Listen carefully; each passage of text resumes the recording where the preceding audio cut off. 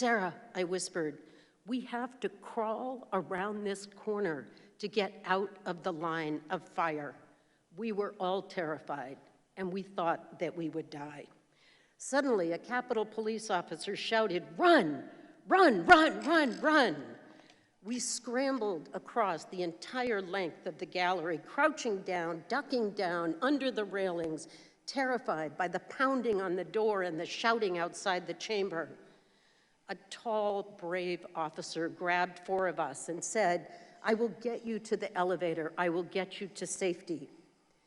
As we ducked into the elevator, just as the raging rioters came charging down that 3rd-floor hallway, 1,000 acts of courage saved my life and saved our democracy by moments, not minutes. Every struggle slowed the monstrous mob, saving our lives. What would they have done to us? 40 or 50 feet, seconds away from us, bear spray, tear us limb from limb, kidnap or kill 4 members of Congress, or many, many more. Seconds later, our colleague Jason Crow, a former Army Ranger, heard the commotion in the hall and commanded the police to lock that last gallery door. 24 members of Congress and a dozen or more journalists were pinned down for the next 8.5 minutes while the riot police finally subdued the terrorist mob. When my colleagues finally evacuated the gallery, the rioters were sprawled on the floor with guns to their heads, a combat scene that no one could begin to imagine in the halls of Congress. We survived that day. We are here today as survivors and witnesses. We returned to the chamber that night. At 3:30 a.m., we certified the election of President Joe Biden and Vice President Kamala Harris. But let us never forget how close we came. Let us carry 1,000 acts of courage in our hearts and act to save our democracy today and every day. God bless America.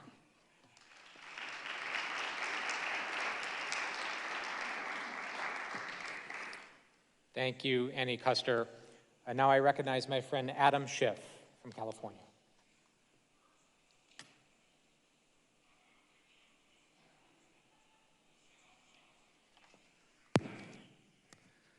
Thank you, Jason.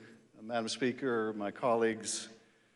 1 year ago, I was on the House floor when the mob attacked our Capitol. As one of a few members the Speaker had asked to manage the opposition to efforts to decertify the results of the presidential election, I had 6 arguments and 6 rebuttals to make on the challenges to the electors from 6 different states. And so I wasn't really paying attention to what was happening outside the building, to the growing mass of rioters, to efforts to break into the building. It was not until our leadership was swiftly removed from the chamber and police announced that we needed to take out our gas masks that I understood the full extent of the danger. When the order came to evacuate, I stayed behind for a while until 2 Republicans came up to me. One of them said, "You can't let them see you. I know these people. I can talk to these people. I can talk my way through these people.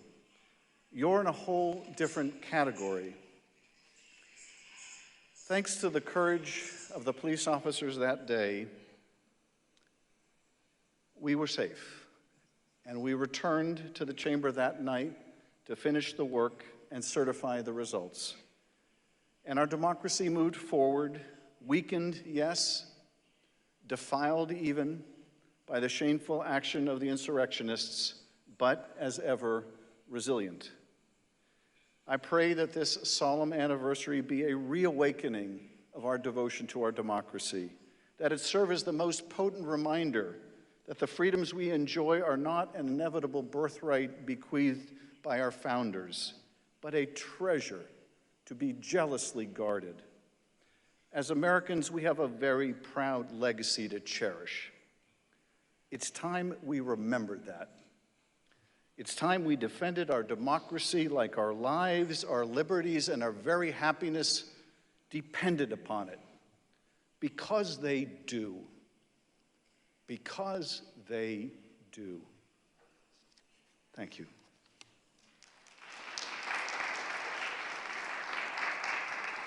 Thank you, Adam Schiff. I now recognize Val Demings from Florida.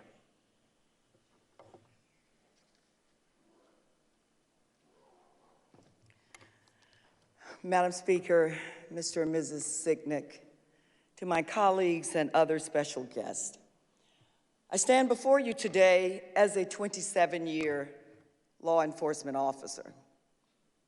A police officer's oath of office says that I do solemnly swear that I will support, protect, and defend the Constitution and government of the United States against all enemies, foreign and domestic, that I will bear true faith, loyalty, and allegiance to the same, and that I am entitled to hold office under the Constitution, and that I will faithfully perform all of the duties under the Constitution, so help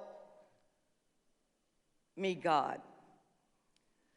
When the police officers reported for duty 1 year ago today, they came as they always do, ready to faithfully perform all of the duties, but they had no idea what they would face.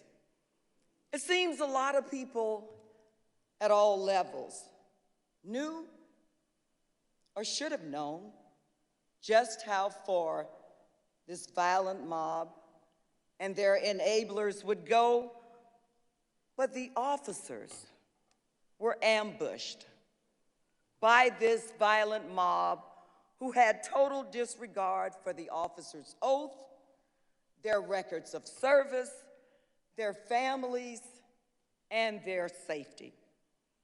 As a former police chief, I shall never forget what I witnessed 1 year ago today. And America should never forget either. I know the Capitol Police officers and others took their oath seriously because I saw them fighting with every ounce of strength, courage, commitment, and energy that they could muster up. But you know what? As members of Congress, both in the upper chamber and the lower chamber, we have taken an oath too. But some have forgotten that oath. Some oath is overshadowed by their quest for power and their pathetic fear of election officials counting every vote. I want to thank the police officers for defending and protecting us that day, but they did so much more. They also protected our democracy. Many people call themselves patriots, but true patriots don't lie, they don't steal, they don't cheat, they aren't cowards. They don't push lies for political or financial gain. But out of the ashes, good things can rise. The bright spots 1 year ago today, the police officers who defended us, and the certification of the electoral ballots. Our democracy stood, and the enemies of our democracy lost. I will support, protect, and defend, because America is worth it. God bless you all.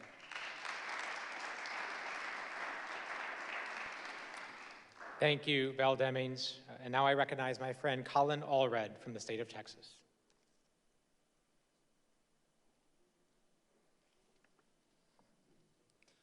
Madam Speaker, my colleagues, the Sicknick family, I have to tell you a little bit how I came to be in the Congress. I took the normal route. I was raised by a single mother, played in the NFL, went to law school, and became a civil rights lawyer. I thought when I left the NFL as a linebacker, where my job was to put people on the ground, that those abilities and the need to do that were over. On January 6th, along with my friends and colleagues, Akeem Jeffries and Ruben Gallego and Eric Swalwell and others, Pete Aguilar, we took off our suit jacket coats on the House floor, the first time I've ever done that.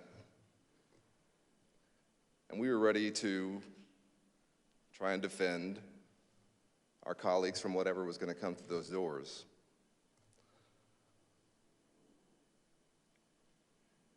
And we saw the mob at the doors.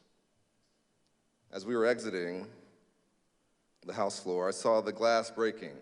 I saw the officers staying behind with their guns drawn. And I thought about the opportunity they'd given me. Because, as I said, I was raised by a single mother, but I'm a father now. I had a 23-month-old son at home, and I had a baby on the way in 2 more months. Had those officers not held that line, I would not have met my son, Cameron. So for me, January 6th, I don't see it as a member of Congress so much. I see it as a father, as somebody who, because I didn't know mine, I've always been committed to making sure that my boys knew me.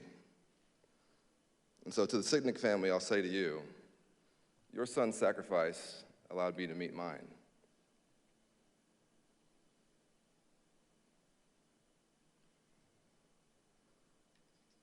The overwhelming feeling I felt on January 6th was one of sadness. Sadness for our country. Sadness for the country that I thought I might have to leave to my boys. But in the time since then, and I really mean this, my sadness has become a resolve. I'm determined to do whatever I can to save our democracy, because it's worth saving. For my boys and the country they'll inherit, for their children and their children's children. We cannot let the mob, the authoritarians, people who, in President Bush's words, reject pluralism, reject modernity, reject our way of life, win. And that brings me to my final point, which is that, as so many of us have said, however long our republic stands, I don't think people will remember that we had to evacuate the House floor. I hope they won't. Or not only that, maybe. I hope they'll remember that we came back. While there was still blood on the walls, still broken glass on the floor, while we ourselves were shaken, we came back. And we voted to certify an American presidential election. It's my honor to serve with every single one of you. I'm sorry that we've gone through this together. But I tell you, our country's worth it. Our democracy is worth it. and the people in this room, to Mr. Meacham's words, are the ones who are standing in the breach. And I'm proud to stand with you. Thank you so much.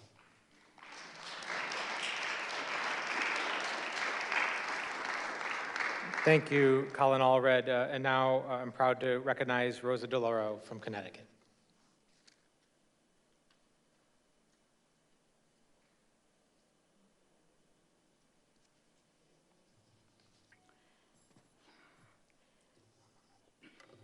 Madam Speaker, Mr. and Mrs. Sitnik, thank you. A thank you to Congressman Crow for presiding over this somber day of reflection and remembrance as we commemorate the one-year anniversary of the January 6th assault on this institution and the assault on our democracy. Just a year ago, Congressman Crow, you fought to keep the protesters out of the House chamber, and you gave the rest of us in the gallery direction and strength and helped us to protect ourselves. And for that, we are grateful. Keep your head down. Take your pin off. You are a remarkable leader, and we thank you. On January 6th, 2021, our nation gazed into the abyss and understood more fully than ever that our democracy is fragile. A year later, it is difficult to comprehend the gravity of this attack on our democracy. But I will never forget that amid this insurrection, the Capitol Police who told us to, quote, hit the floor, grab the gas masks under our seats. I had no idea there were gas masks under our seats. As the mob headed for the House chamber, and when they said the Capitol had been breached, there was tear gas in Statuary Hall, and they were on their way to the chamber doors, and that's a very short walk to the chamber doors. Trapped in the gallery with my colleagues, so many of here today, we held on to one another. We watched out for one another. We made sure that we could get over the railings or under the railings, and I'll never forget Marcy Kaptur, who said, this is a little bit like the limbo, over and under. And you had a little bit of levity. But we did. We looked back to say, are you with us? Let's go, as we made our way around the perimeter of the Capitol. And I will never forget lying on the floor behind those seats. And when the officer said, hit the floor, there are gunshots. We saw the chamber doors smashed. We saw the police with guns drawn. And we heard the shots from the Speaker's lobby. And I remember I was laying on the floor, and I had just a very little bit of juice left in my cell phone. And I wanted to call my husband. I wanted to call Stan. I was afraid to say, I love you, because it harkened back to September 11th and those last calls. So I just said, I'm all right. Tell the kids I am all right. They are going to get us out of here. And I hung up the phone.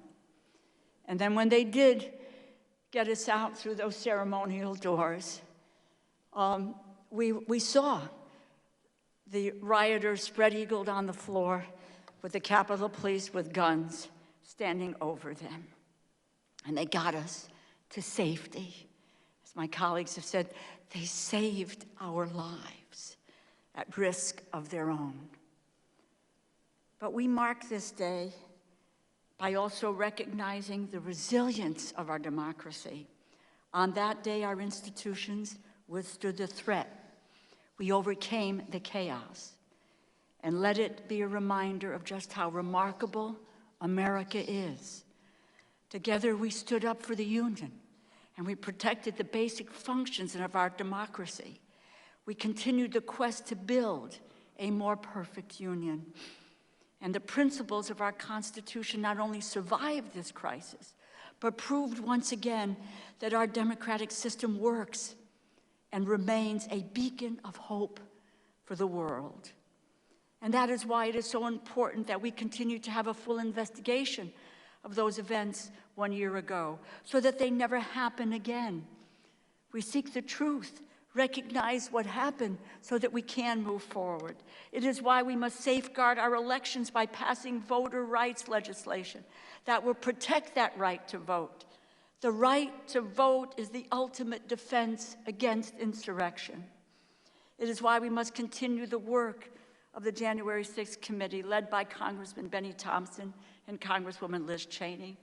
And that is why those of us who have the capacity, whatever committees we serve on, where we passed into law almost $1 billion to fund the Capitol Police and to secure the U.S. Capitol, the citadel of democracy. 1 year ago, our democracy was tested, but we prevailed. Our institutions and the rule of law triumphed on January 6th. And despite rioters and protests, we performed our constitutional duty. Yes, we were delayed, but our efforts were undeterred. We pray for the officers and their families who made the ultimate sacrifice. We honor their sacrifices by taking a hard look at just what happened on that dark day and what we need to do to ensure such an alarming breach in our Capitol security never happens again. We must never forget January 6th. We must never lose sight of what happened, and we must never stop fighting for our democracy. In the immortal words of Alexis de Tocqueville, and I quote, "The greatness of America lies not in being more enlightened than any other nation, but rather in her ability to repair her faults." Let that be the enduring lesson of January 6th. Thank you, my colleagues, and God bless this institution and all of you.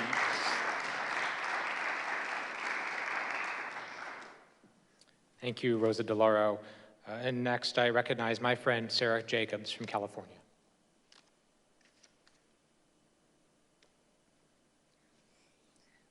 Well, thank you, Jason, for putting this on and for the glass of whiskey you poured me after we finally got back to our offices on January 6th.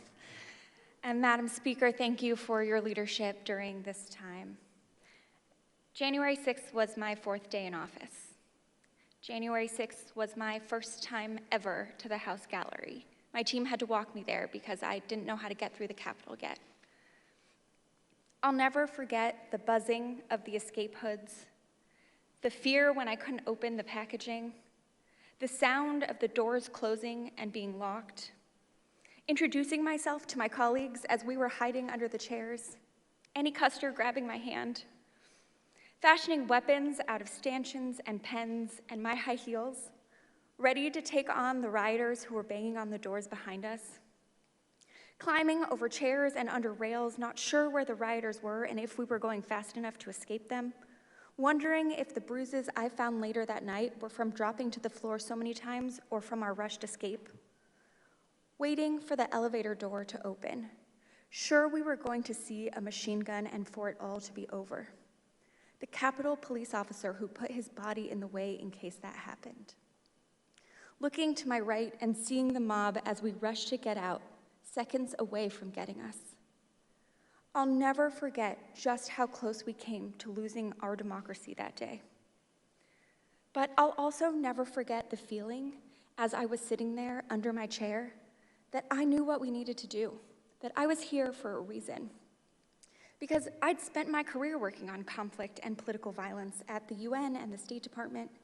I'd worked on post-coup transitions and responses to violent extremism and electoral violence in places around the world. I'd been in scary situations before, and I'd advised many other countries about what they should do. I just never thought I'd need to use that experience here.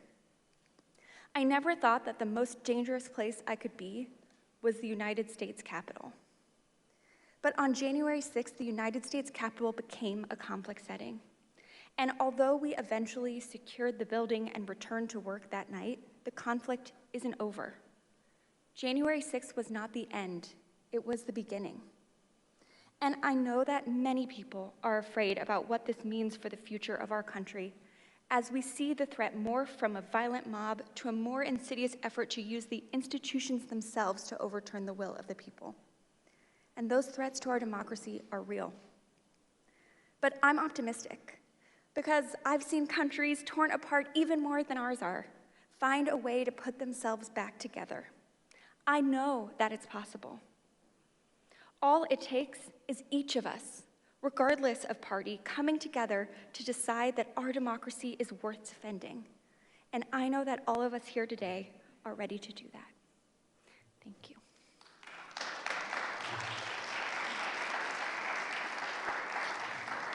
Thank you, Sarah Jacobs. And next, I recognize my friend Tom Malinowski from New Jersey.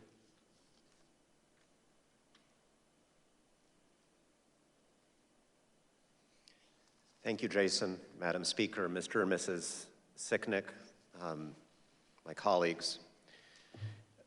As many of you know, I was born in a communist country, came to America as a child, and when I grew up, I spent most of my career before coming to Congress as a human rights advocate and as an American diplomat, trying to champion to dictatorships around the world the idea of American democracy.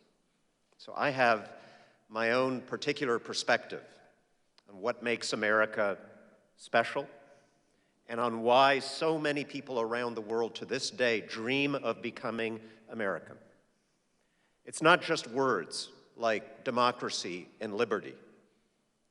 More than that, it is because of an idea that is embedded in the Constitution of the United States, the idea that everyone in America, no matter how powerful, is supposed to play by the same rules.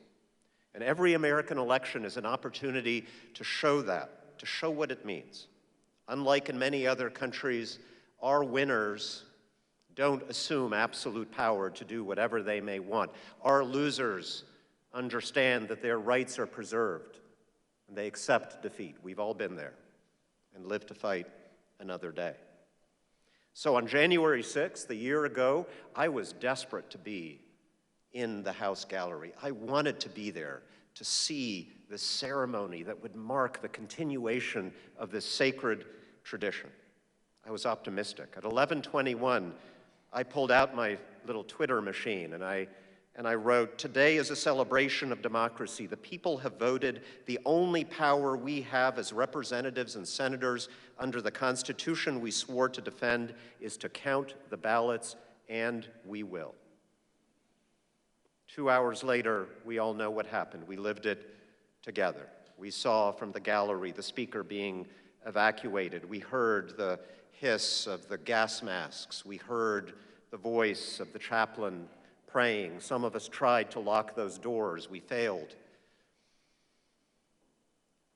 We didn't see what we saw in the video. We didn't see the battle outside. So maybe I wasn't as afraid as I should have been. But here's what I was thinking. I was thinking about moments in my life where I had been in dangerous situations outside the United States. There was a time when I found myself being chased in the middle of the night by riot police in a Middle Eastern city. It's a long story. I thought about a time when I visited Syria and Libya during their civil wars, and I thought how absolutely absurd it was that here I was standing in the inner sanctum of American democracy in Washington, D.C., feeling the same rush of adrenaline, the same sense of danger as in those places. How could it be happening here? I was furious. And all I could say to everybody as we fled and as we came to that place of safety in the House office building was the moment we got the all clear, we had to go back in there and finish the job of certifying the election, and thank goodness we did. Ever since, those who want us to move on from January 6th have tried to get away with blaming the rioters alone for the attack. It's like saying that the hijackers alone were responsible for 9/11. The real question is what could have motivated those thousands of otherwise ordinary Americans to commit such a deviant act? Social media created the echo chamber in which the lie spread, but the root cause was the lie itself. Today, More Americans believe the election was stolen than a year ago. More Americans believe that violence against their government is justified than a year ago. On January 6, 2021, we thwarted the attack on the Capitol. On January 6, 2022, the attack on our democracy continues. And as we defend that democracy, let us remember there is no constitutional police in America. There is no constitutional jail in America. The rules underpinning our system of government and the peace it preserves have always been based only on our consent. We either agree voluntarily to abide by those rules, even when we lose an election or we lose our country. I do not want to lose the country that my family chose. I do not want to lose the glorious example that America sets, that our democracy sets for the rest of the world. Those are the stakes. We cannot, we will not fail. Thank you.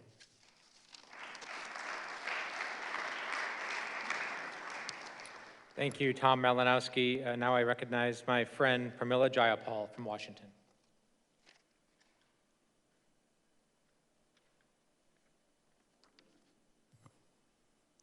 Thank you, Jason. Madam Speaker, thank you for your strength and for your leadership.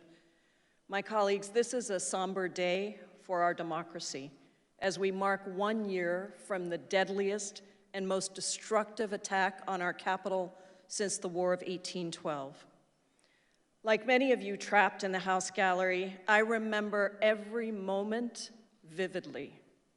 I viscerally feel the pounding on the gallery doors. I hear the shot ringing out. I replay how I made plans to use my gas mask and my cane, newly at my side from a 5-week-old knee replacement surgery, to fight back if attacked. And I remember not knowing if I would make it out of our seat of democracy alive or if our democracy itself would survive. But January 6th was also the day that we saved our democracy.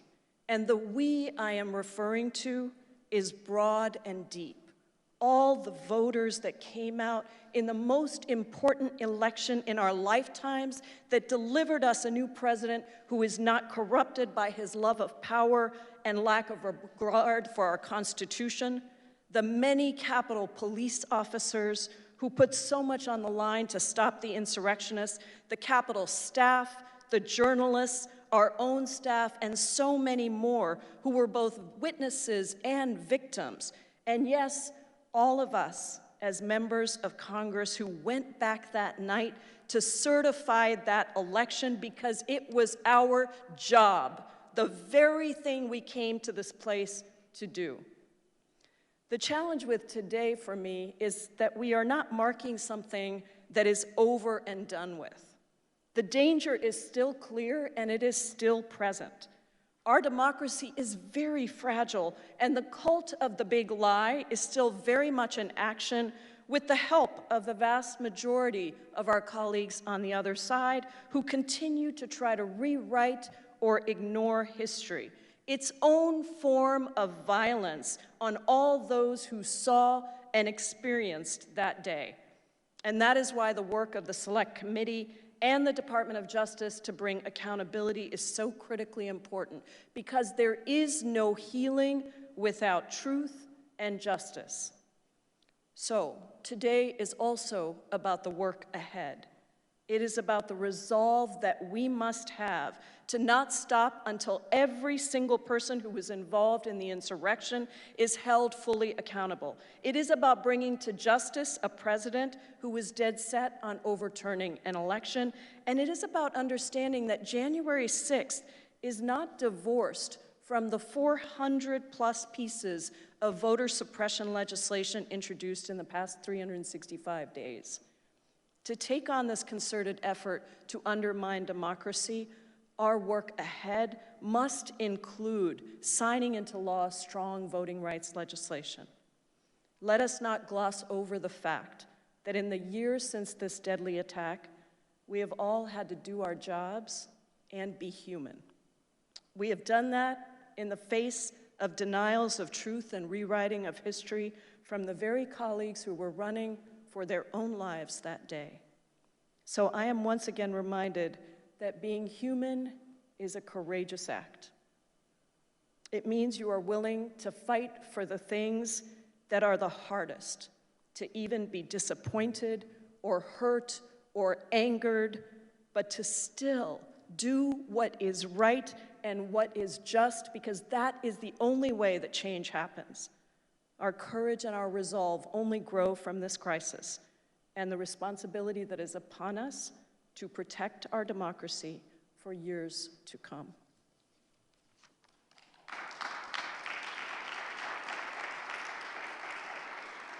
Thank you, Pramila Jayapal. I now recognize my friend and fellow veteran, Mikey Sherrill from New Jersey. Well, thank you, Jason. It's truly an honor to be here with everyone today, my gallery group friends, the Sicknick family. There were so many acts of courage that day, and I'm standing here and I want to share with you that I have a deep and abiding faith in the people of this country. I have so much hope for our children and so much love and faith in our country, and I want to share a couple stories from that day so you know why. I'll tell you two stories of people I was with that day and one story of someone I wasn't with. First of all, Dan Kildee. I heard you make that call to your family. I don't think you thought you were going to leave the floor safely that day. And yet you used that trauma. You had the courage to share it with people across this country, as so many people have been suffering their own mental health problems. And I think because of your courage in doing that, people across this country have sought out the mental health treatment they need. When I think about that day, I think of Pramila Jayapal, who you just heard from. Pramila, I can't imagine being on the floor, having the house attacked, and not even being sure that as we needed to flee that room, if you could walk. And as we went down stairway after stairway after stairway, when I could feel your knee buckling, your calm, dignity, and courage in leading people to safety will stay with me. And finally, I have to share my feelings about someone who was not with me in the gallery group, who was there that day. You know, when you serve in the military, you see acts of physical courage quite often. But when you get out of the military and you start serving your country in different ways, you realize that often what is called upon is for moral courage. And you see acts of moral courage far more infrequently. And so I think it's appropriate to point out one person who I think has shown a great deal of moral courage, someone who stood up for her country at great personal cost, and that's Liz Cheney, a person who truly has done her duty to our country. And so as I stand here, I simply want to say to all of you, God bless all of you and your families. God bless the Capitol Police officers like Officer Sicknick, who enabled us all to go home to our families. God bless the Congress of the United States of America, and God bless the United States of America.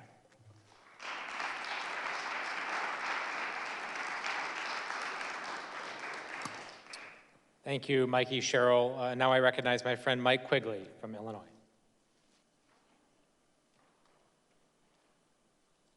Thank you, Jason. Madam Speaker, my friends, the Sicknick family, we all remember the images. There's a photo I saw the other day I had completely forgot about.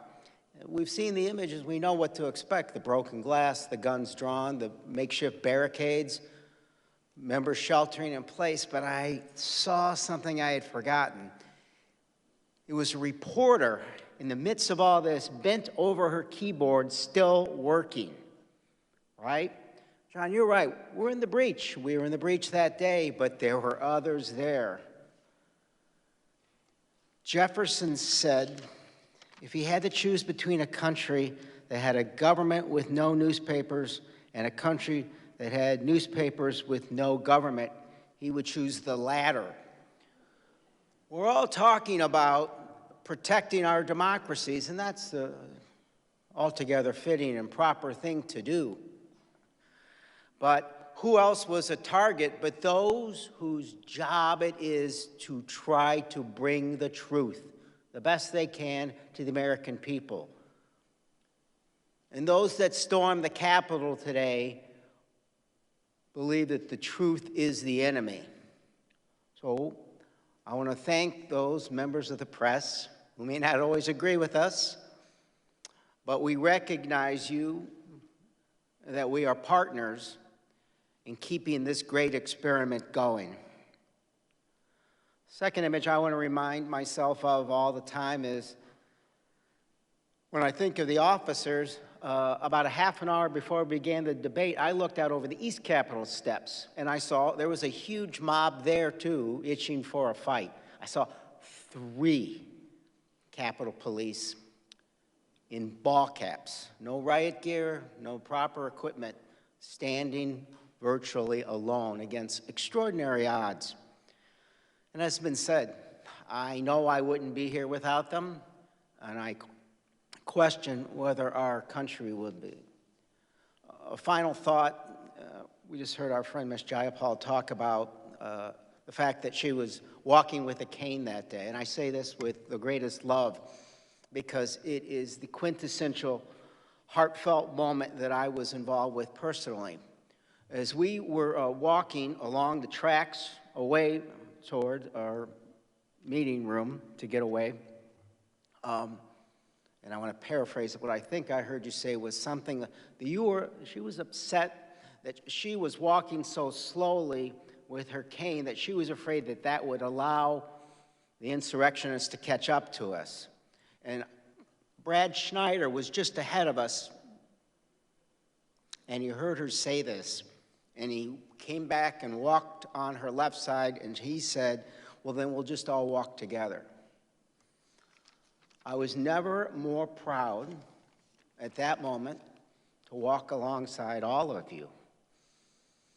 It reminds me that we have to walk alongside and help guide our country away from darkness as we walk together into that bright light of our democracy. Thank you.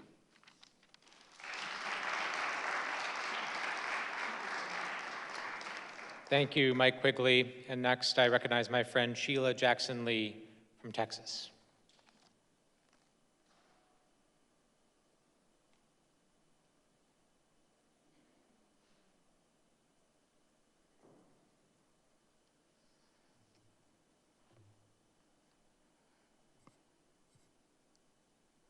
My former professor, Maya Angelou, said, if they show you who they are, that is who they are. The patriots in this room, on the floor, the American people, have shown the world who we are. There was a scripture this morning that said, let the light shine, arise and shine. And I thought, although a lot of trepidation this morning, even to the extent of a restless night, thinking of that day, I got inspiration from letting the light shine. To Mr. and Mrs. Sicknick, I thought very extensively about coming back to Washington simply to honor your son and those who lost their lives. We thank you. We say thank you to our law enforcement officers, frontliners of all kinds, our essential workers. And yes, although they tried to get here early, thwarted by the lack of responsibility of the then Commander-in-Chief, we thank the National Guard and all others. But I'm reminded of that day in the gallery. And as I watched a lot of scurrying of my friends on the other side of the aisle, we were still sort of in the mood of counting this celebratory moment. I heard Joyce, our faithful Sergeant of Arms staff person, shouting, close the doors. We were still in a daze.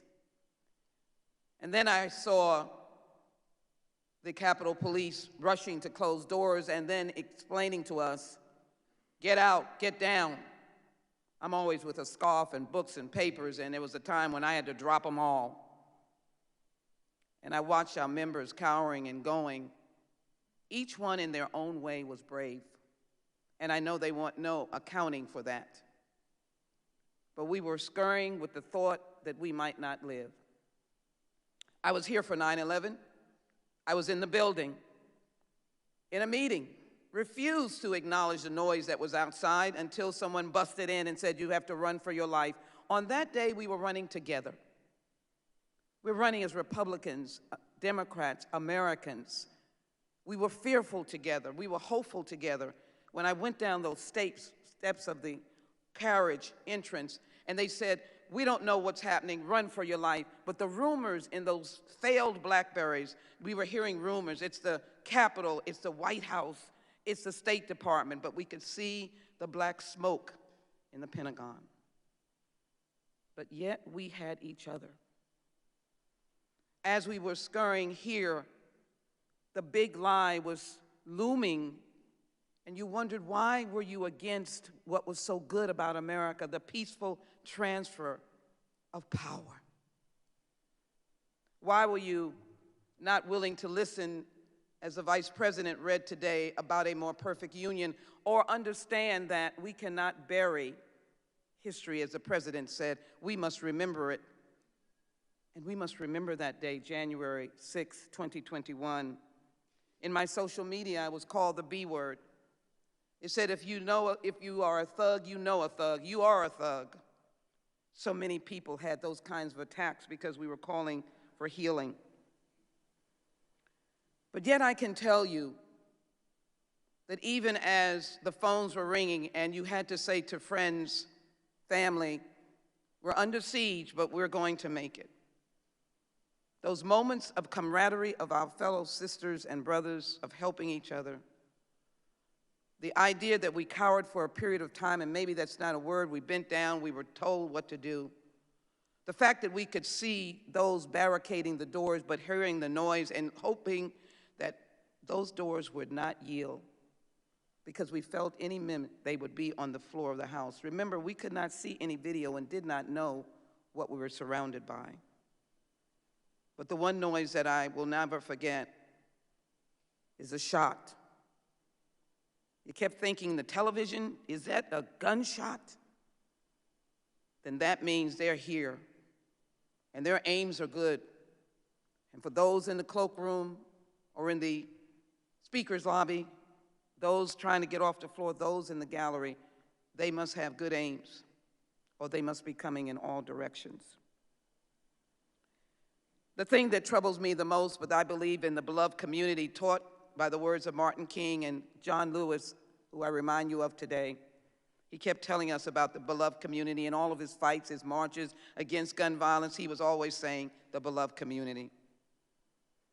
But it's shameful when we have members of Congress in May of 2021 saying, without the video, they just thought it was a group of tourists denying truth. But I am here today to be able to, again, simply place honor where honor is due. Thank you, Jason, for your service in this nation's military and all of our colleagues and all others. But you put on the uniform unselfishly because you believed in democracy. So I'm here now to ensure that this little book that Barbara Jordan told me to call as an important document to carry around, to be able to say that that day was a frightening day and I didn't know, as on 9/11, whether I would live or die. But I was certainly in the breach with patriots who will continue to do that.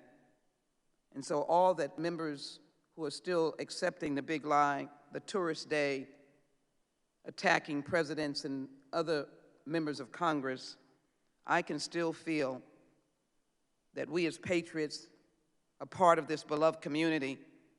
And then when I was privileged to gavel that last moment at 3:49 a.m., that we had overcome. We had overcome. and that we'd never look back to say that we could not stand together united. We would not fail.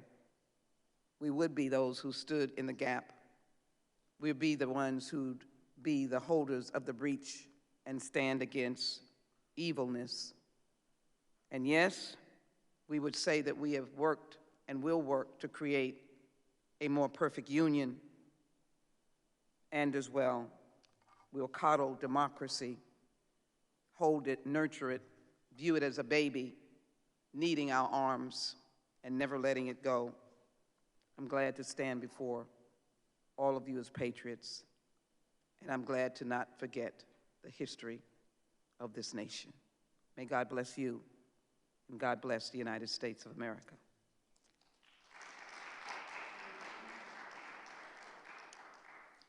Thank you, Sheila Jackson Lee. And next, my friend, Don Norcross from New Jersey.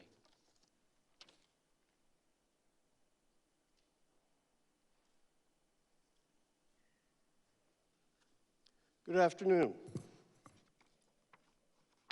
Speaker, thank you for your constant reminder of us, what we're doing here, and what this is about. And to those who kept us safe on that day. I came to these great halls from a slightly different angle, but we all represent our districts around this great country. I serve with some of the smartest people I've ever met in my life, but I went to a different school. I went to an apprenticeship. I was an electrician. So when we talk about what happens that day, I like to think about the people I represent back in New Jersey. I was really excited. We're going to certify an election. I'm going to have the opportunity to be there. Wow. The peaceful transfer of power, stuff we learned about back in civics class. Really excited there. My chief had talked to me the day before saying the staff is really nervous about what's going on and they'd like to stay home for the day. I will admit I'm there. Really? Okay, sure, no problem. We've been briefed several times on the security measures that were going to take place. We're going to be all right. They got this covered. They got this covered. Well, looking back on the 6th, for many of us, that faith in democracy was challenged. Certainly was shaken. I started reading the text messages from my chief that the mob was coming. Okay, they're moving up the mall. Police will handle this. They got this covered. I'm a labor guy from Jersey. I participated in a few picket lines in my life. But I will tell you, they're loud, they're rambunctious, they get moving. But January 6th was no protest. It wasn't even a riot. It would be cheapening the events that day to call it a partisan red-blue issue. It was an insurrection. Its goal was to stop the steal, stop the peaceful transfer of power. A simple concept. So the memories on the floor that day, that we could feel things changing as the speaker was up explaining the procedures and what we were going to do that day. And some of the statements that will resonate for many in this room and movements were when Speaker was rushed off the rostrum. Okay, she's left that before. I was always hoping that it wasn't what it could or what it turned out to be. The Capitol Police, as they came up and started speaking, you'll recall that the Capitol had been breached. Tear gas was dispensed in the rotunda. Furniture being stacked up against the doors. And then those words, "Let's move it." As many of us tried to make it off the floor, and if you were in the gallery, much tougher. But then one that I'll never forget. They're in the chamber. They're in the chamber. And each of these was a step of that increasing tension. They're right behind us. Let's move it. Then we heard the breaking glass, and then that sound, as many described, that we found out later on, it was a gunfire. Terrible day, which made things that happened that day so much more substantial. It was Americans attacking Americans. Neighbor against neighbor, citizens against ourselves. Urged on from misinformation from powerful individuals, misled citizens to violence. The people's house was defiled that day, and something we will never forget. So as we have discussions, December 7th, Pearl Harbor, 9/11, the Trade Center here in Washington also, January 6th, and what needs to happen there is the same thing that happened after those two previous events. We come together as one nation, as Americans. And that, my friends, is an opportunity moving forward. But what we need now is accountability. Our democracy depends on it. Thank you.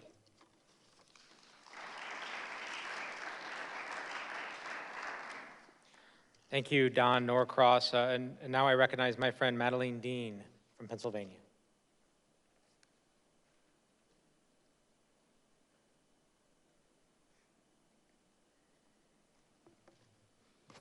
Thank you, Madam Speaker. Thank you for ensuring the dignity and the guaranteed recording of history this day. Thank you to my colleagues, to the staff, to the custodians, to the police. Thank you, Madam Librarian. Thank you to our historians, John and Doris. And thank you and my sympathies to Mr. and Mrs. Sicknick for your extraordinary sacrifice. I'm pleased to be with all of you today. I would not be anywhere else.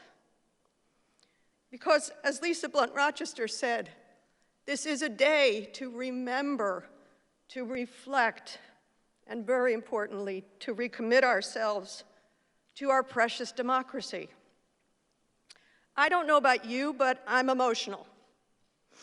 I'm emotional because my memories are very similar to many of yours. I was 3 days into my second term in Congress, excited to participate in the certification of an election, knowing it was ministerial, not to be terribly eventful, but surely I was excited to be there. I too was up in the gallery. I wanted to observe, as I was preparing my own arguments for the Pennsylvania challenge to come, I wanted to observe the arguments of the early states that were challenged. And so I stood there, shoulder to shoulder with Dean Phillips, hearing those challenges, mouthing the words, shame, shame for these arguments. And then I remember trying to go back to my office to finish my arguments. And a very large police officer stopped me and said, there's a bomb threat in Cannon. Please go back to wherever you were. So I went back to the gallery and stood there again and heard those series of commands from the floor from I didn't know who at the time. Please sit down. Please prepare to kneel or lie down. Please get your gas masks out from under your seats. Like so many of you, like Rosa, I had no idea. And as we fumbled with the gas masks, I headed to the rail, to the wall at the rail. I remember calling Lucille over to me. I remember seeing Veronica in a gorgeous white jacket, standing, readying her gas mask and screaming, get down, get down. And then the pounding on the doors. That haunting sound I will never forget. Put on your gas mask. And out we went. Paul Tonko behind me, up and over railings, till we got to some safe place, and the constant whirring of the gas masks. The lies that stormed the Capitol 1 year ago these hours remain a threat to our democracy, to you and to me, to our children's future today. That's why I'm particularly proud of our president for his powerful, historic speech today. Agreed. He quoted the Bible, and I think, John, you did too. He said, "We shall know the truth, and the truth shall set us free." I am a woman of faith. I do believe. You know, in my 6 decades on this planet, I had no idea the precious nature of our democracy. No idea. Justice William Brennan once said, "The Constitution will endure if we have the courage to defend it, the vision to interpret it, and the fidelity to live by it." You know, in the end, with apologies to our librarian and to Doris and John, the words that keep coming to me are from a president in a movie. Michael Douglas. Forgive me, please, John. Doris, you're going to be all right? When in that beautiful speech, he said, "America isn't easy. America is advanced citizenship. You gotta want it badly." Thank you all for wanting it badly, because it will take every one of us nationwide to eagerly, faithfully, thankfully participate in this historic course in advanced citizenship for ourselves and for our children. Lucky me to pass this way with you. God bless you. Thank you. Thank you, Madeline Dean. Next is my friend Robin Kelly from Illinois.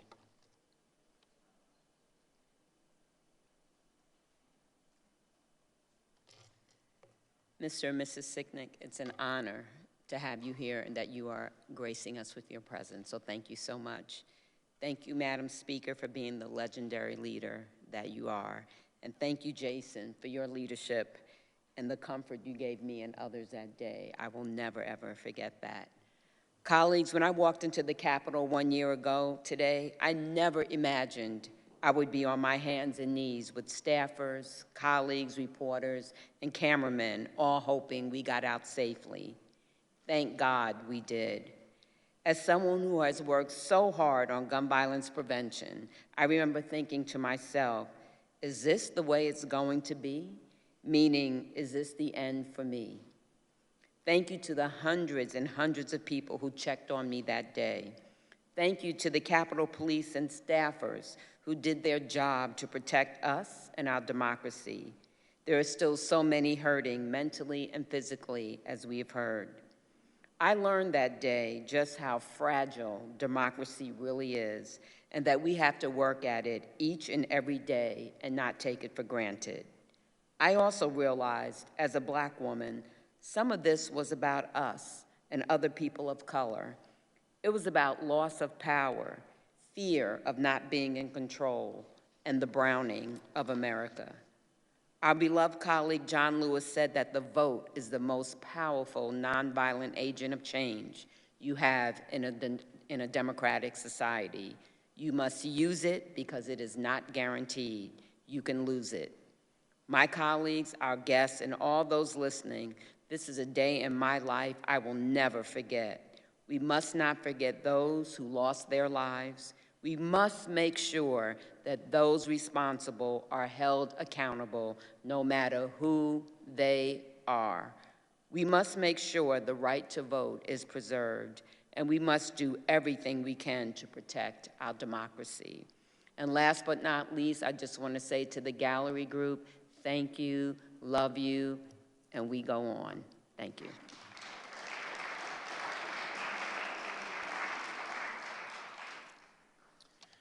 Thank you, Robin Kelly. And next is my friend Stacy Plaskett from the U.S. Virgin Islands.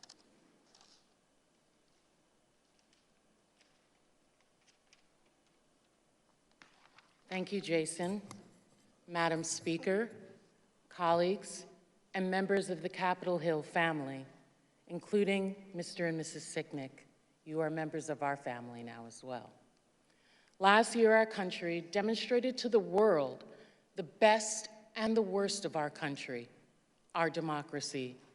In Georgia, grassroots organizations, having worked for months to get people registered and to come out and vote, saw the fruit of their efforts as Americans of all walks of life, young and old, black and white, poor and rich, voted and elected 2 new senators from Georgia, showing that your vote can make a difference, can change history, can make representation matter.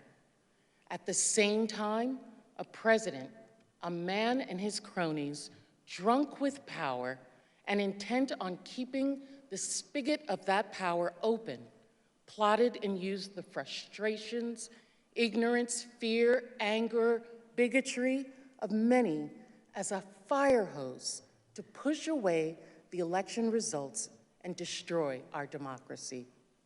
The efforts of that day, January 6th, were crushed by the brave men and women of the Metropolitan and Capitol Police who defended the citadel of democracy, who put their lives as barriers to the hordes of hell unleashed by Donald Trump to stop the peaceful transfer of power.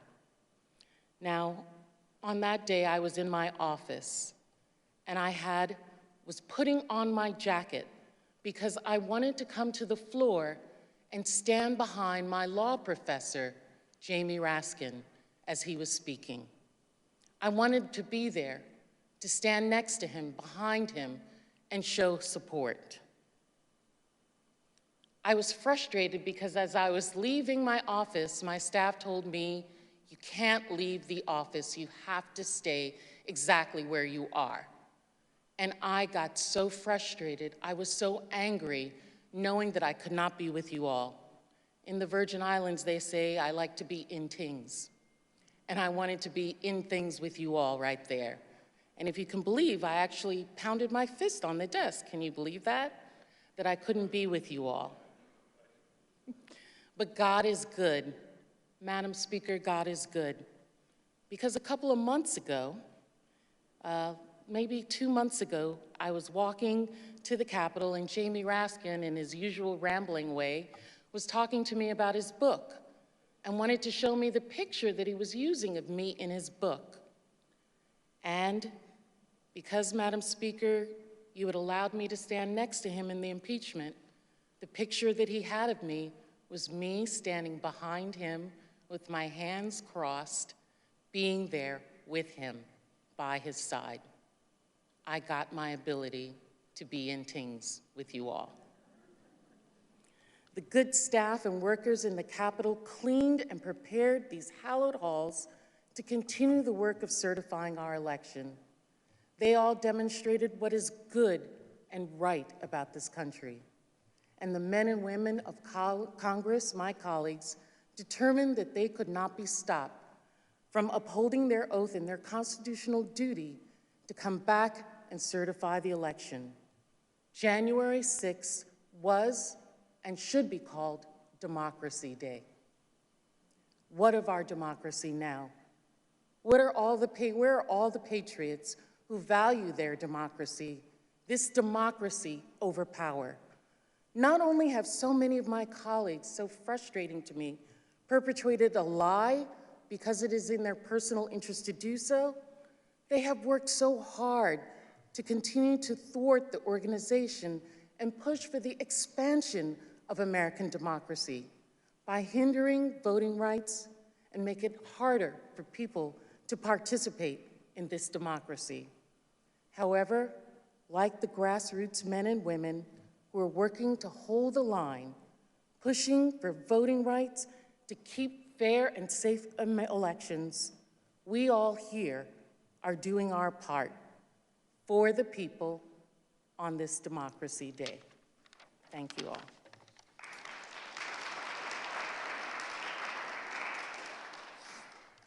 Thank you, Stacey Plaskett. Now I recognize my friend Lizzie Fletcher from Texas.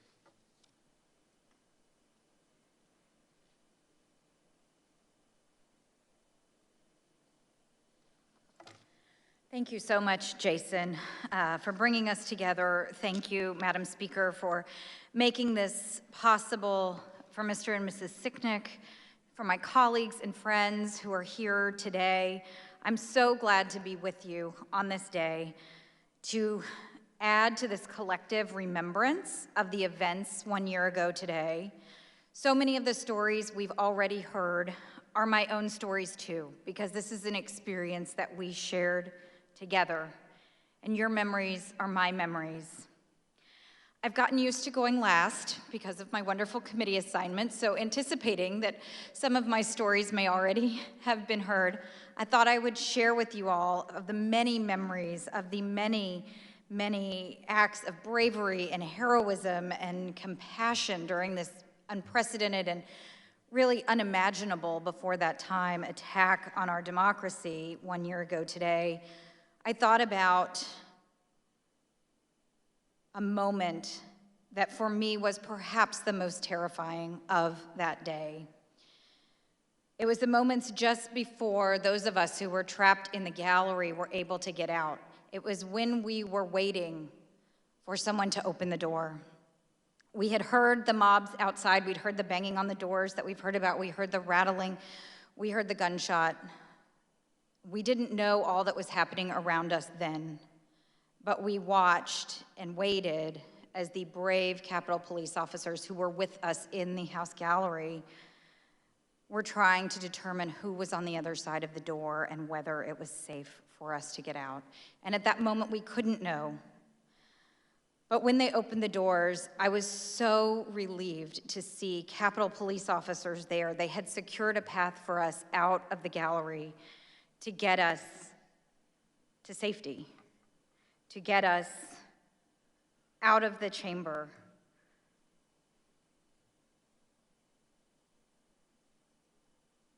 To get us, we thought, out of danger. I felt a wave of relief as I walked out of the gallery. I saw immediately to my right what others have described, just beyond the stair, part of our escape route, men lying, spread eagle, on the floor with the Capitol Police officers' guns trained on them so that we could pass, so that we could escape. And Capitol Police officers stationed themselves along our path, guiding us to safety at every turn through the stairs and the tunnels. And I felt a sense of relief, but also a sense of uncertainty. And I found myself trying to say cheerful, reassuring things to people around me, and one in particular.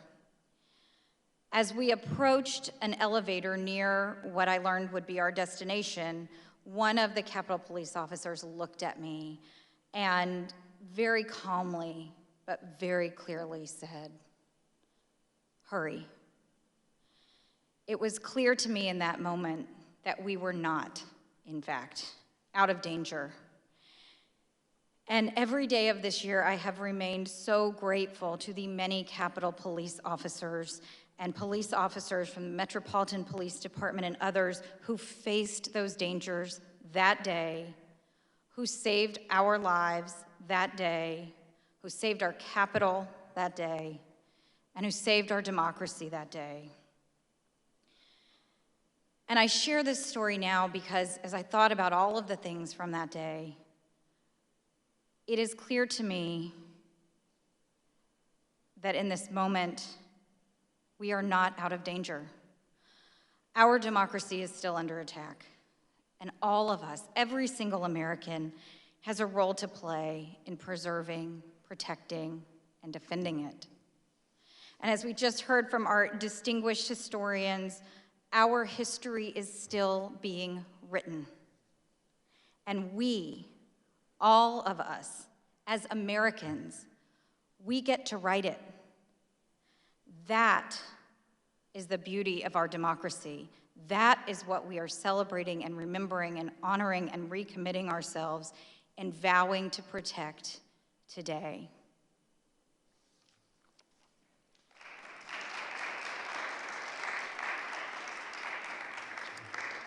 Thank you, Lizzie Fletcher. And now I recognize my friend Stephanie Murphy from Florida.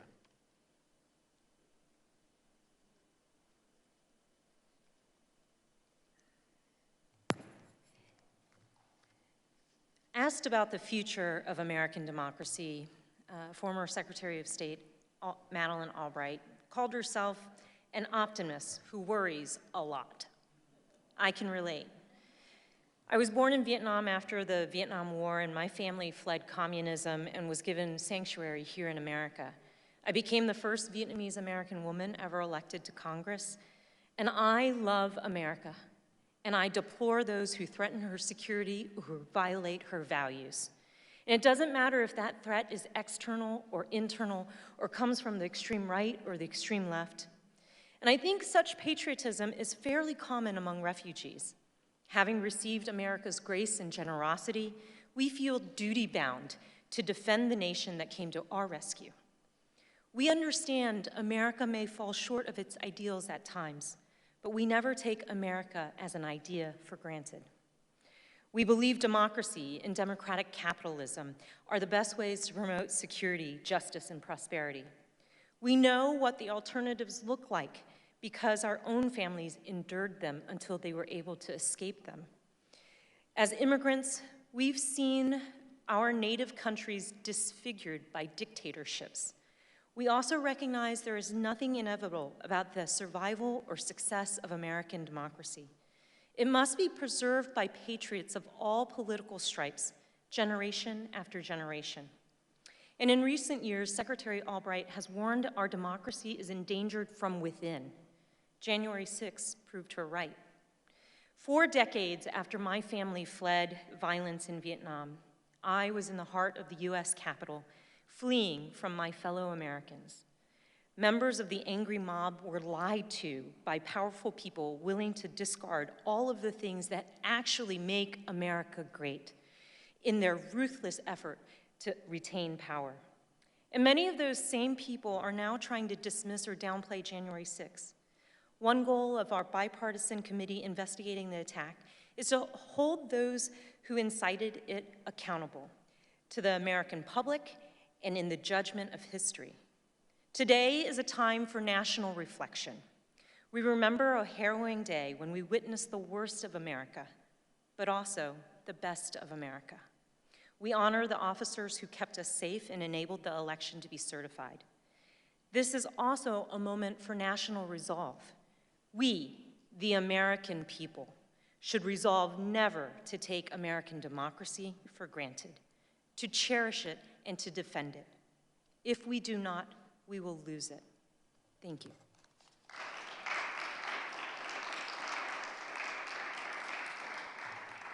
Thank you, Stephanie Murphy. And now I recognize my friend and fellow combat veteran, Ruben Gallego from Arizona.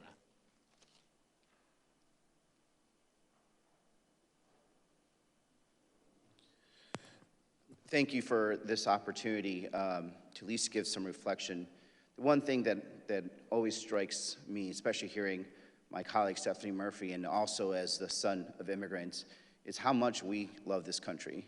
Whether you are an immigrant or the son of immigrants, you recognize that this country is great, this country is beautiful, this country is the best country in the world. It's for those reasons, as a young man, that I decided to join the Marine Corps, because I felt that I needed to repay this country for everything it had done for me and for my family. And many times, unfortunately, I had to deal with the idea of dying for my country. And I remember as a young man thinking, would I be happy knowing that I'd done everything I can for this country?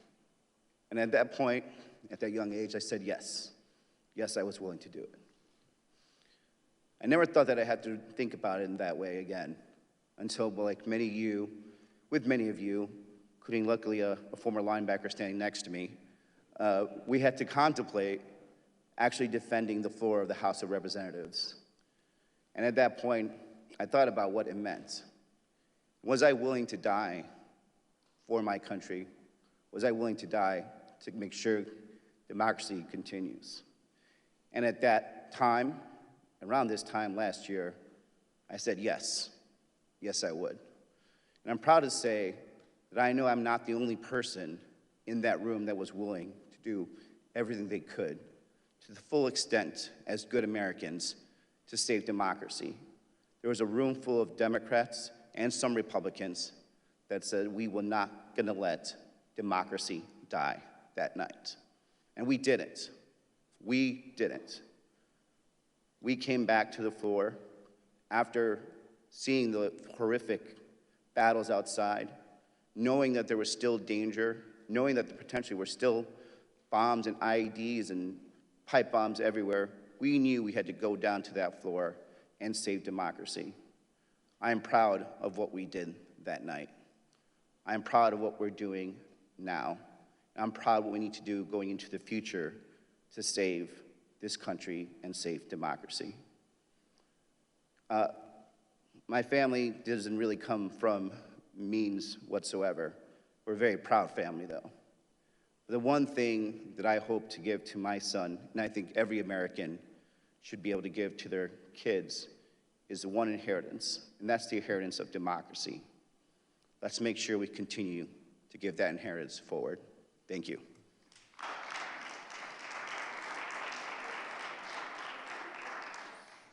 Thank you, Ruben Gallego. And now I recognize my friend Mary Gay Scanlon from Pennsylvania.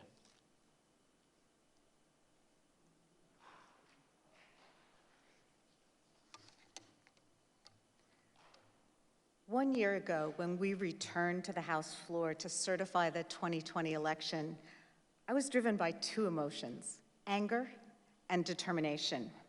1 year later, I'm just as angry and even more determined. As the chaos unfolded around us on January 6, 2021, I was locked in my office alone, fielding concerned calls and texts from family and friends and staff, while getting tips from a friend who's a high school teacher on how to barricade my office door. She had done that before, I hadn't. I was most concerned, as others have said, that my children not be worried. So I sent them a picture of me with a bottle of Jameson's I had found in one of my staffers' cupboard. When we returned to the House floor late that evening to fulfill our constitutional duty and finish the job at hand, we were only beginning to understand how close we'd come to losing our precious democracy and how bad things had been at the Capitol. It's hard to watch.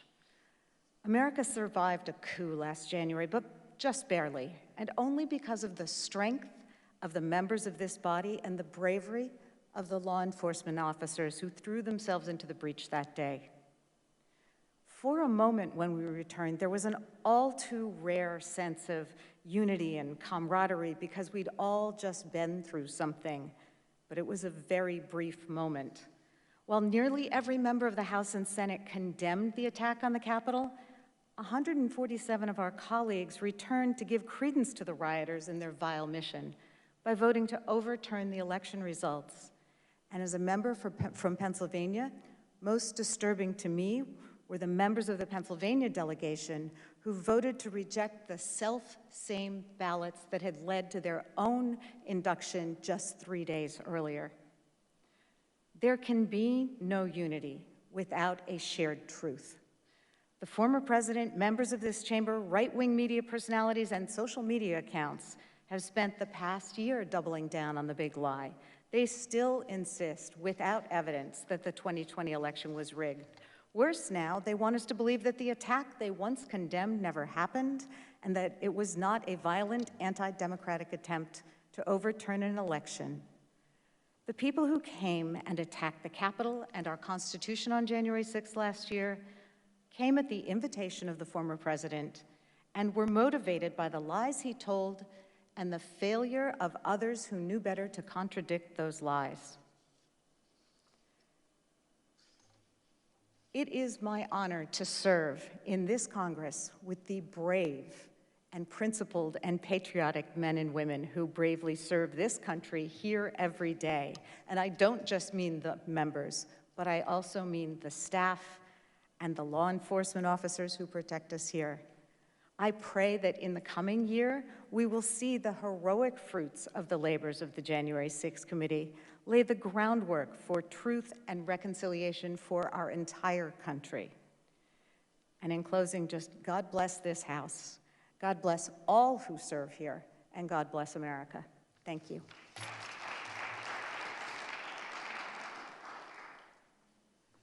Thank you, Mary Gay Scanlon. And now I recognize my dear friend, Susan Wild from Pennsylvania.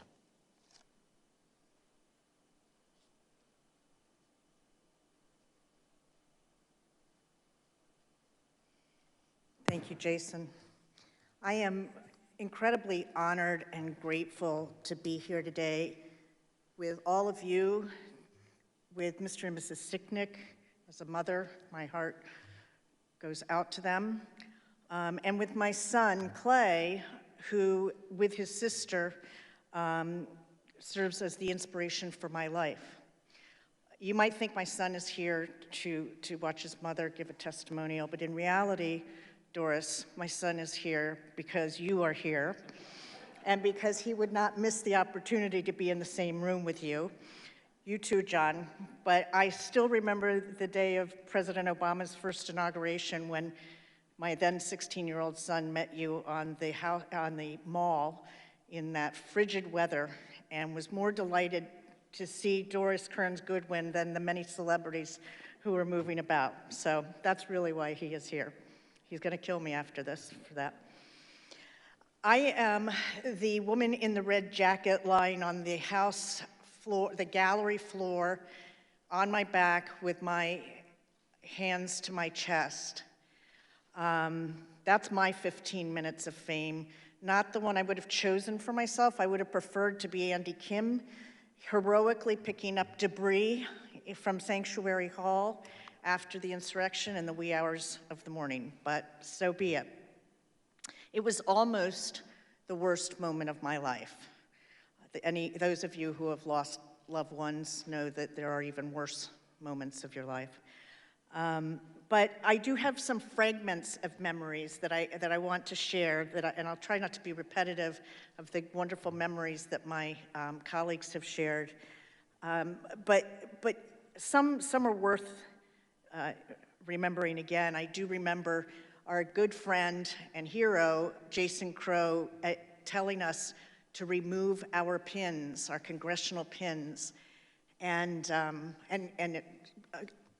realizing that it was so that people wouldn't necessarily be able to identify us as members of Congress, so that the insurrectionists wouldn't be able to, thinking to myself, but we're the only ones wearing suits and ties, and surely they're going to know who the members of Congress are, but nonetheless taking my pin off. And later that day, when we were in the safe room, and I ran into one of my new freshman colleagues, a black man, and he still had his pin on, and I said, we should take our pins off. You need to take your pin off. And he looked right at me and he said, I want them to know I'm a member of Congress. And he declined to remove his. I remember being up in that house gallery and, like everybody else, being amazed to find out that we had gas masks under our seats. I remember Jimmy Gomez having to help me open the black box and figure out how to use this gas mask, which was this incredibly unwieldy thing, and we were all wearing masks because it was still relatively early in COVID, and trying to figure out how to put a gas mask on over the mask that we were wearing on our face. I remember being incredibly concerned for Pramila, who had just had this knee surgery and was on a brace.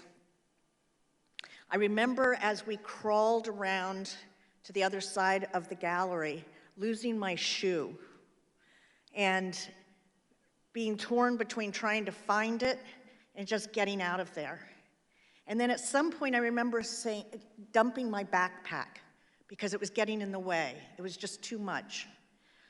And don't you know, later in the day, both my backpack and my shoe were returned to me by none other than Jason Crow. And I remember as we crawled around and got close to the end, and realized that we were still going to be locked in there because of a new disturbance out in the hallway. I remember hearing people around me starting to call their loved ones. I specifically remember Terry Sewell in front of me and hearing her say, Mama. And I actually remember struggling with whether to call my adult children or not, because I didn't want to alarm them. And because I didn't realize at that moment in time that they were watching it all in real time on cable TV. And then calling them, FaceTiming them, and seeing their faces and the worry on their faces, and feeling this concern about whether I was causing them more harm than good by calling them? Would they be more worried by seeing me and hearing, or would they be more reassured to hear from me? And I've tried, as a mother does, to reassure them and tell them that I was okay, to which my son said, "Mom, we know what's going on. We can hear breaking glass. How can you say you're okay?" And that was just like a dagger through my heart. Because we all know, as parents, that the last thing in the world we want to do is cause our children any kind of worry or concern. But I then remember getting off the phone with them and just feeling this sense. I thought I was having a heart attack. I felt my heart pounding through my chest. I was certain I was having a heart attack. I think it was in that moment that that picture, which was taken, although I don't remember ever being in that position. So yes, it was just about the worst moment of my life, but from that moment has come so much good. We've all thanked the US Capitol Police, and I have to tell you that I haven't watched much footage from that day deliberately, but when the Capitol Police chose to testify before the January 6th committee, I watched every minute of it. And that day, it dawned on me for the first time how close we had been to real, genuine threats, danger, and that those men and women of the US Capitol Police stood between us and the insurrectionists. That was the day that it really, really struck me. And getting back to that photograph, the memory that I have that is the strongest, as I lay there feeling like I might be having a heart attack, feeling Jason Crow take my hand and say in this very calm and soothing voice, "You're going to be okay. You're going to be okay." And it was about the best thing that anybody could have possibly said to me at that moment. He was so calming and so soothing. And from that day, I have developed this amazing friendship and bond with my colleagues throughout the caucus, but especially my gallery group colleagues who were there with me in those final moments when we thought we were trapped. I remember us helping each other, picking things up after each other, and we have since just become a real connected and bonded group of people, the dearest friends I will ever have, I think. So let me just say this. I think of all these people who have given me support from that day forward, and I say, let us all be the support that everyone needs. We have to find our commonality. Engage those who don't agree with you. Talk to them. That neighbor who flies a political flag that you don't agree with, find something to talk to that neighbor about that you can agree on. The flowers and their beauty, the dog, the frolicking children in the neighborhood, the weather. Find something that you share with that person with whom you disagree on political matters. And most of all, don't take the bait from those who attack. Think of your portrait. I'll always remember that, John, and I thank you for saying that. You said it so well, a democracy is a manifestation of all of us. And that's what's so important for us to remember. That's really what a democracy is. It's not a group of people who all agree with one another. It's a whole bunch of us. It's a manifestation of all of us. So, as was said in a piece that Jason and I published this morning in the Washington Post, our democracy is not inevitable, but it is a true gift that we must always honor by putting democratic principles over our differences. It doesn't necessarily come easily, but it's essential. Thank you.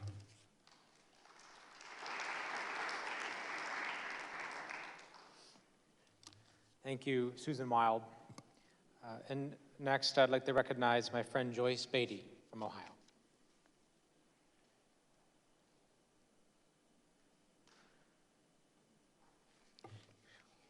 Thank you, Madam Speaker, members, Capitol Police staff, and thank you, Congressman Crow, for presiding and your courageous leadership. Just a year ago, we watched in horror as armed insurrectionists laid siege to the seat of our democracy. We feared for our lives and the lives of our staff. We bunkered down and sent prayers up while we watched domestic terrorists hoping to dismantle our democracy. January 6th was the first meeting of the Congressional Black Caucus in our 50th anniversary year, and my first as chairwoman. As I reflect on that day, I remember our U.S. Capitol came dangerously close to being destroyed. Although that infamous day is a painful stain on our democracy that will resonate for years to come, I am reminded that the week of January the 6th also marked the swearing in of the largest number of Black Congress members in our nation's history. Yet I listened as my young staffers called their parents in a state of terror, asking me, are we going to die? Will we make it out of this alive? And why is there only one survival kit for a member? I remembered the banging on the door as Congressman Stephen Horsford, almost carrying a staffer, banged on the door for a place of refuge. Despite the Capitol Police ushering me to shelter with many of my colleagues, where I watched the courageous Lisa Blunt Rochester fight for our health safety, I knew I had to be with my young staff, despite being told no. But I will forever remember Congresswoman Val Demings, who fiercely evoked her years of policing and personally guided me back to the office where those young staffers were crying. For hours we waited, we prayed for safety. The week of January 6th was indeed a watershed moment in our nation's history. Reflecting on the moments of terror and tragedy, a Confederate flag being flown in the United States Capitol, and Capitol Police officers putting their lives at risk for us, to protect us. I am reminded of the advancements that we've made as a nation. Today we stand strong, renewing our commitment to democracy and promoting racial equality in the face of opposition. My dear friend and late colleague, Congressman John Lewis, said, our struggle is not a struggle of a day, a week, a month, a year. It is a struggle of a lifetime. So January 6th reminds us that even in the face of a struggle and insurmountable barriers, our democracy will stand. Our democracy will stand. God bless us. God bless America.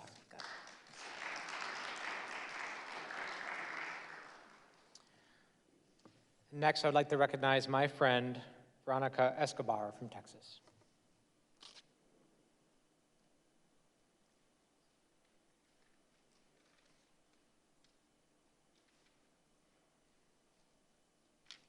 Thank you, my friend. Thank you for bringing us together, Jason. I'm so grateful. Madam Speaker, I'm so grateful for this opportunity, the opportunity you've given us to be able to address one another and our country. I'm so honored to be in the presence of the Sicknick family as well. Thank you, my colleagues, but thank you especially my beloved gallery group. 1 year ago today, I was trapped in the gallery with about 24 of my Democratic colleagues and members of the press.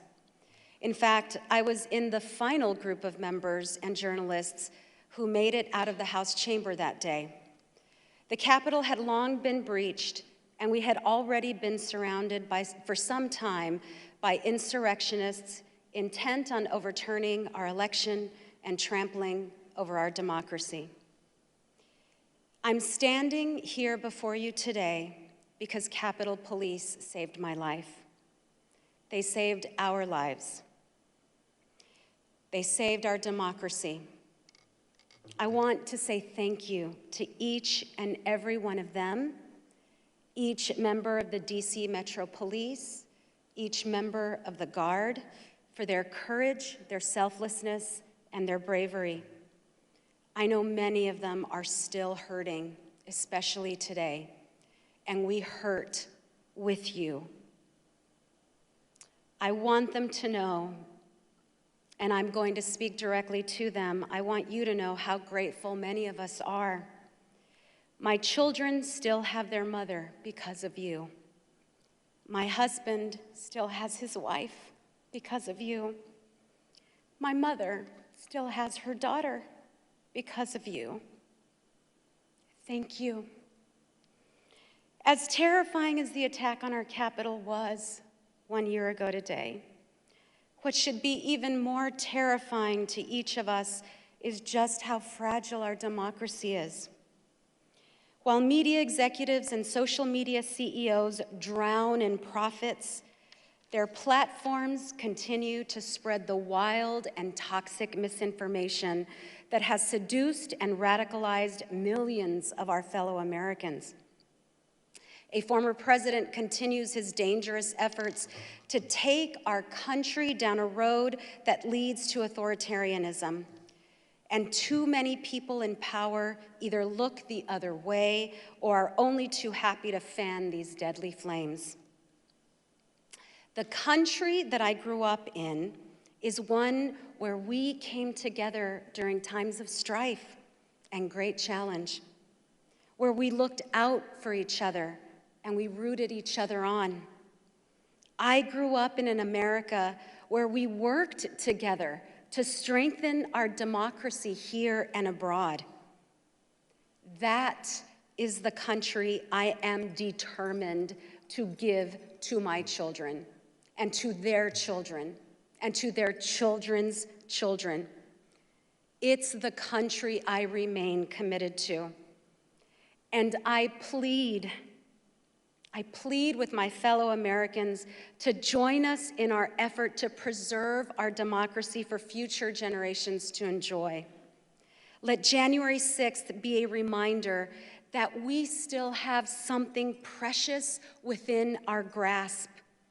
Let us commit today to keeping, guarding, and revering it every single day of our lives, or we lose it forever. May God bless all of us, and may God bless the United States of America.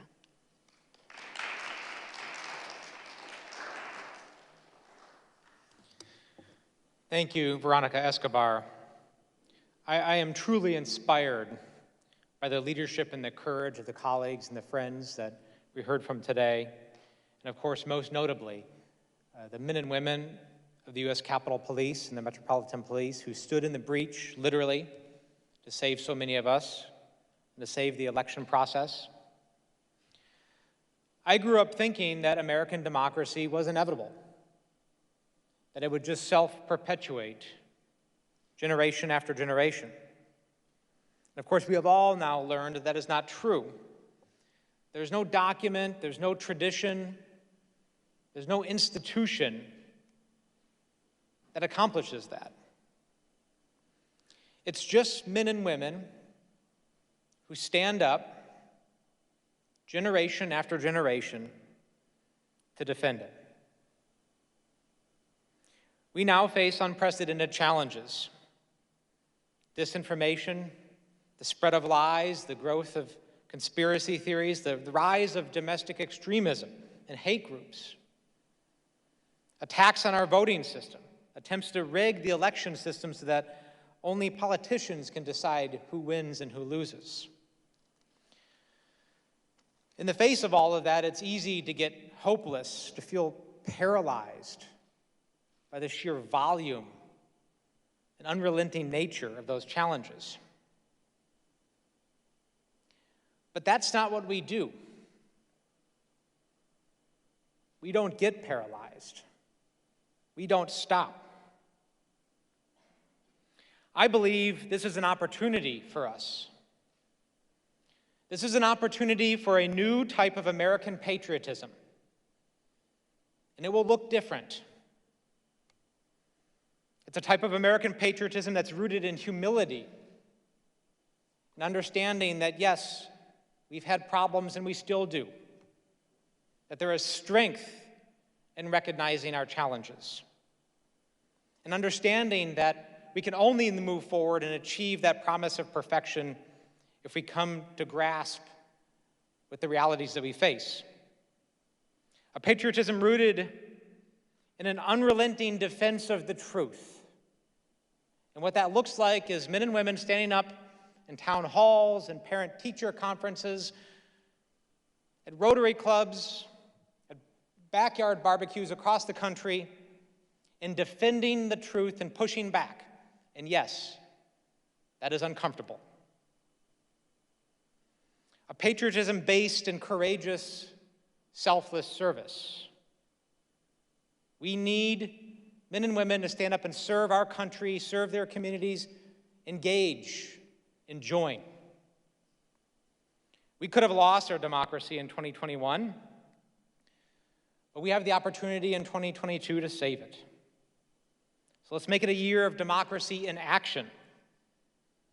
Volunteer, advocate, and engage.